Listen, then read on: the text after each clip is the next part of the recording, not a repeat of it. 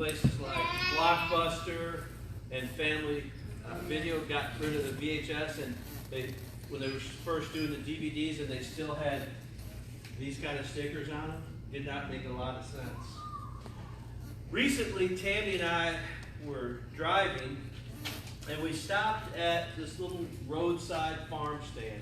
Now, this is the kind of farm stand where there's no walls, there's no doors, it's got a roof over it, and there's bales of hay around it, and all these ridiculously priced pumpkins, like the little bitty pumpkins, and then big pumpkins, and then pumpkins that are too big to carry. And they had jellies and homemade jams, they had bread, but I was there for one purpose, and one purpose only. One of my favorite soups this farm stand has, and it's in the refrigerator in the back. And I'm wondering to myself as I walk back there, I wonder how they keep people just from coming through here at night and stealing the stuff, right? Because there's no walls, there's no doors. So I go over and Tammy says, well, how many soup are you going to get?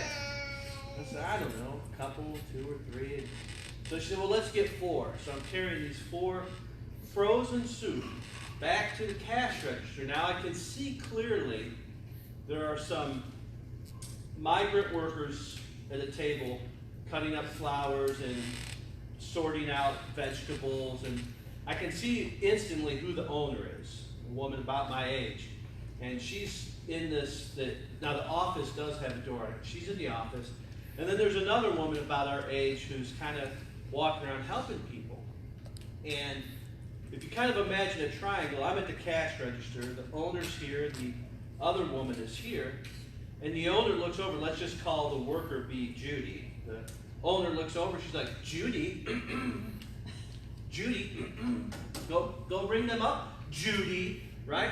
So, but as Judy is walking over to ring me up, the owner walks and cuts her off, right in between us, and then she comes over and grabs the stuff that we're going to buy, and she starts putting it in a bag. It's very condescending. It was very rude, and I really wanted to call her out on her poor behavior, but Tammy was there, and I didn't want to hear it. Had I been there, I probably would have said something not nice, but it got me thinking. Why should we be kind? Think about it for a moment. Because I thought, man, lady, you are rude, you are out of place, you're mean, you're being ugly. So I got to think about it. Why would I be kind? In this life, being kind doesn't help you get ahead in many circumstances. You're driving down Stone Drive, and you want to pull out where they sell the Lord's chicken, Chick-fil-A. First of all, there are certain times of day you don't want to go past that area of Stone Drive because the cars are lined up so thick, right? But if you want to get in the middle lane, you've got to be aggressive. And I'm telling you what, if you want to survive Talladega Stone Drive, you've got to be aggressive, right?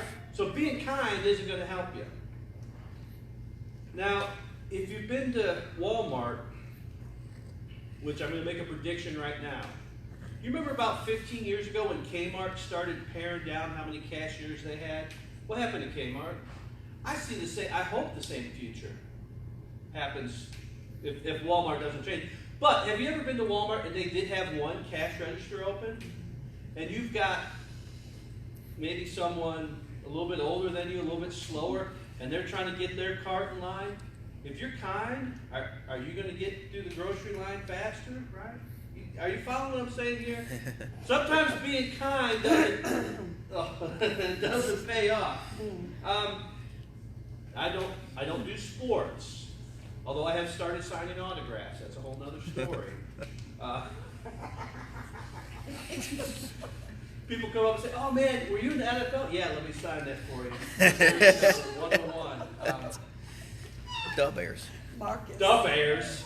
Marcus. Yeah, I saw my name is Marcus. I don't know why. Hey, people are going to ask me. I'm going to go with it. I'm tired of that, right? So I know I'm blushing because I'm not a nice person. The things you don't want to know about the person. All right, time out. Surprising as it may be, I have not perfected every topic I preach on, okay? And this is one of them. All right? Big shocker. There's a spoiler alert. I struggle to practice kindness, all right? But sports, you're not going to get ahead if you're playing sports. You don't be kind, right? You're going to have to be aggressive. There are certain times your family will push you around and take advantage of you if you are too kind.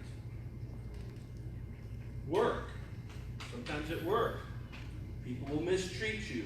They'll take advantage of you. They'll walk all over you. So why should I be kind?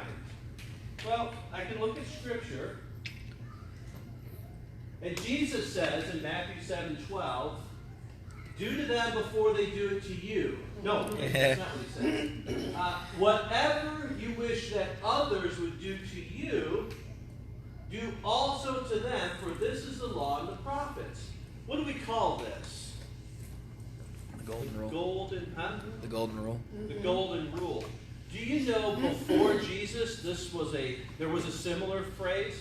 Confucius used one. Other people in eastern parts of the world before Jesus had a phrase similar to it. But they didn't say do to others, they said don't do to others what you wouldn't have them to you. Jesus has a positive spin, a proactive. Treat others the way that you wish they would treat you. And he says this is the law of the prophets. Remember in Jesus' day, he didn't call it a Bible. They called it the law and the prophets. The law being the first 5 books of Moses, and then the prophets. Sometimes it would be the law and the writing, right? So the prophets, everything else besides the first 5 books. So this is Jesus' way of saying, here sums up all of God's given revelation up to this point. Treat others the way you want to be treated. And it's interesting, Jesus doesn't say how to do it, and he doesn't say why. Why should you be kind? Why should you open the door for someone? Why should you smile? Why should you sit down and listen when someone has a problem? Why should you try to be encouraging? Why should you go out of your way to be nice and to be kind? It doesn't really pay off. So why kindness? For starters, it feels good. It feels better. Now, I'm telling you, I don't always perfect the things I preach on. I struggle with being kind to people if I think that they're stupid and ignorant and have it coming to them. I mean, Jacob could attest to things that aren't pretty when I've lost my patience. I've lost my patience. I've kicked stuff over. I've yelled. I've screamed. I don't always do this well. But being kind feels better. In fact, there is medical research that says the same endorphins that are released when you first hold your baby child. There's a oxytocin. How do you pronounce that, Rodney? Oxytocin? What's the hormone? Oxytocin. That's released when you first hold your child and you bond. Oxytocin. Runners, and I don't ever get that. Why would you run? You have a car. But people get what they call a runner's high. And so dopamine and other hormones like that are released in your brain when you're kind. It's the same hormones that are released when you're intimate, right? Those things science says are released when we are kind and do nice things to others. So it feels good. It feels better. And you have less regrets. You're asking the question, why should I be kind? It just feels better. And in fact, there's scripture that kind of backs up that it's beneficial to be kind. Proverbs chapter 11, a man who is kind benefits himself, but a cruel man hurts himself. The angrier you are, the harsher you are, the crueler you are. I don't know if that's a word. The more cruel, the crueler. When you're cruel, boy, you carry that with you. And it just kind of eats you up like a cancer inside. Right? You're holding all that hostility. But like science says and Scripture says, it's beneficial to be kind. It's healthier. They show that kindness reduces stress and anxiety. In other words, if you're someone, the science feels that if you're someone who wrestles with stress and high anxiety, if you do something kind for people throughout the week, and then at the end of the week, like say Saturday afternoon, if you try to think through your mind your acts of kindness and write them down, it literally reduces high anxiety and stress. It's a healthy exercise to recount that. And so it feels good and it's better for you. It's kind of liberating, right? It sets you free from the jerky people in the world. The big thief is anger. Anger is a thief. It robs your joy. It takes away pleasure in life. When you're angry and you're hostile, it's hard to enjoy any part of the day. But when you're kind, again, it feels good. Why do I want to be kind? Have you stepped out those doors and noticed that sometimes it can be a really crappy world out there? There are a lot of problems. There's a lot of pain. There's a lot of mean, spirited, harsh, hard to deal with people. So in other words, there's already enough garbage out there. The world doesn't need anymore. What the world needs is more kindness, goodness, and love. Why else should you be kind? Have you ever had someone, maybe it was at work, maybe it was a neighbor, maybe it was at the grocery store, and they were just brutal to you? I mean, just ugly, just rude, just demanding, just really pushed all of your buttons. You know what? The truth of it is, you don't know what's going on in their mind or their heart. Why should you be kind? Because you don't know what kind of battle that person is facing. You don't know if their significant other has betrayed them. You don't know if they're facing financial ruin. You don't know what their health problems are. You don't know their extending circumstances. You don't know what that person is going through. Maybe their patience is at a limit. So why should you be kind? Just because they're acting that way, there could be something else deeper behind it. Why else should we be kind? If you believe in Jesus, if you believe in the words of Scripture, there is a theme through the Scripture that we are ambassadors for Christ. In other words, we're like a foreign dignitary outside of our jurisdiction. We are alien travelers through this land, and we represent our King. So when people see us and interact with us, hopefully they know that we're Christians, that we're disciples, followers of Christ. And so our behavior, our demeanor, we're representing Jesus. And so why should I be kind? Because I'm a representative of Jesus, and people are going to interpret Christ through me. That sounds heavy, doesn't it? Through my behaviors. But there's truth to it. We are ambassadors. Why else should I be kind? Not to be pragmatic, but I really don't know where the old phrase came up with. I don't really know why you would want to attract flies, but you get more flies with honey than you do vinegar, right? I don't want any more flies. I can't stand flies. But the principle there, right? You get more flies with honey or sugar than you do vinegar. And so people will cooperate with you. People will be more helpful. People will get along with you better when you're kind instead of being cranky. And so it's helpful that way. I got to thinking more. Why would I want to be kind? Why should we as individuals want to practice kindness? There's a principle in Scripture that goes all the way back to God Himself. When you think of the first pages of Scripture and God says something about creating humanity, God says, let us make man in our image. Follow the thought for a moment. God reveals God as community right from the beginning. Let us create man in our image. God creates man, places humanity in the garden to what? Partner with humanity in the garden. Community, joined together, right?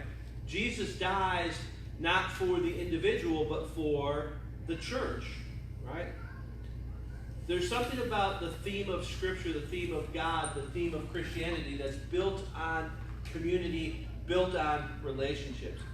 Nothing strengthens ties, nothing builds community, nothing builds relationships more than when people are kind. Think about it. Who are the people that you want to hang out with the most? The ones that are the rudest, the most sarcastic, the ones that drag you through the mud, the ones that just dog you when they talk to you? Or the people that have a smile when they greet you, a word of encouragement. They're vocal with their appreciation. That's another thing I read this week as I was thinking about kindness. I read about how if you think through your acts of kindness and then jot it down the other week, another great exercise that they say helps your mental health and your physical health is writing an old-fashioned thank you card.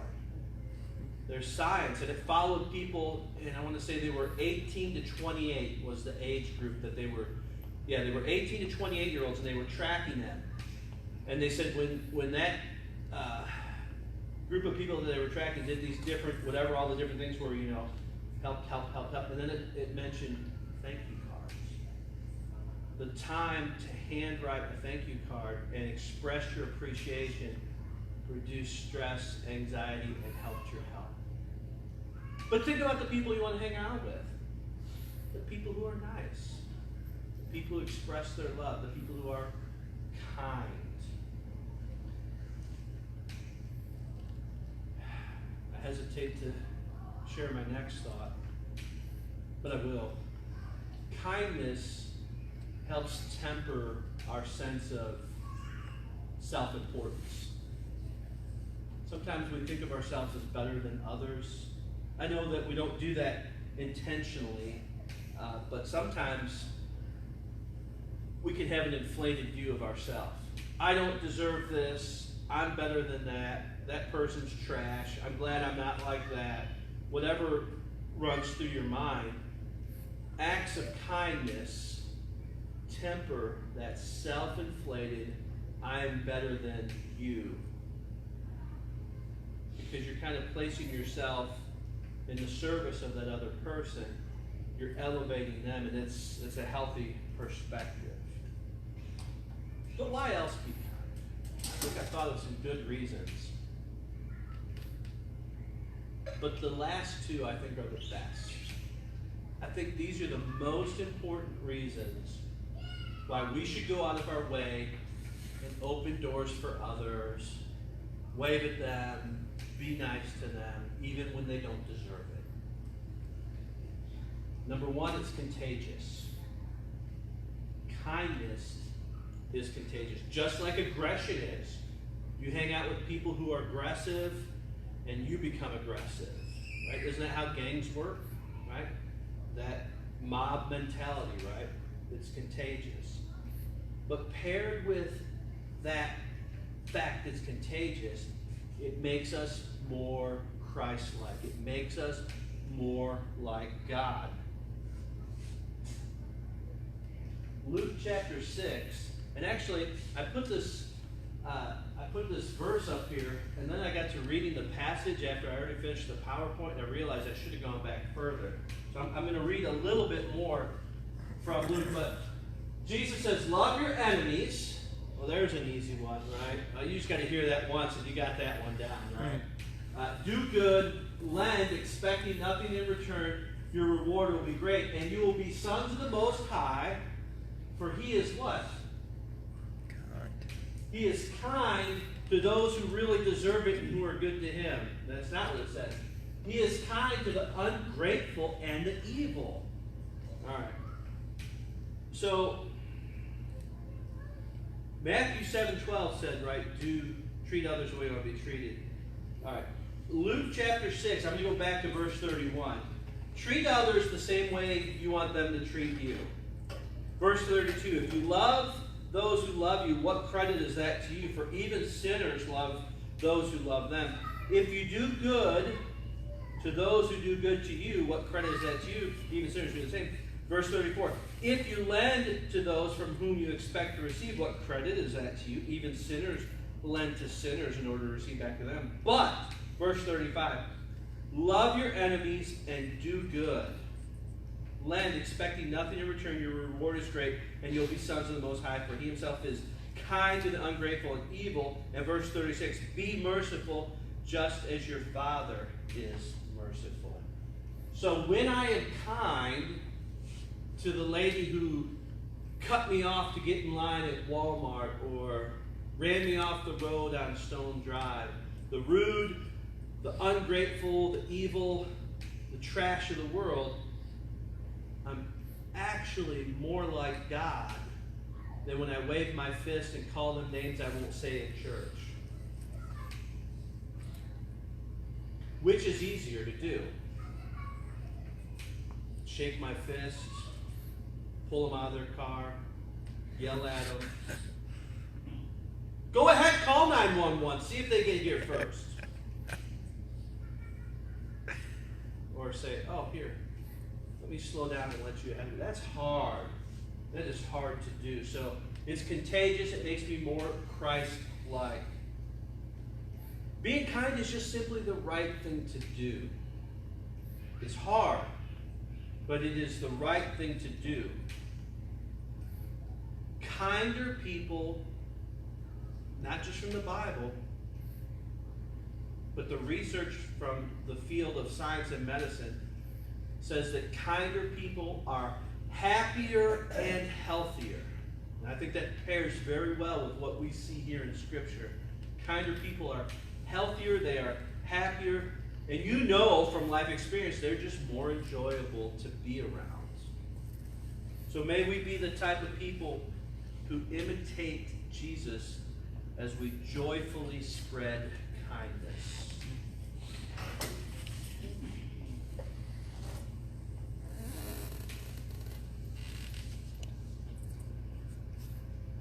And my computer is locked.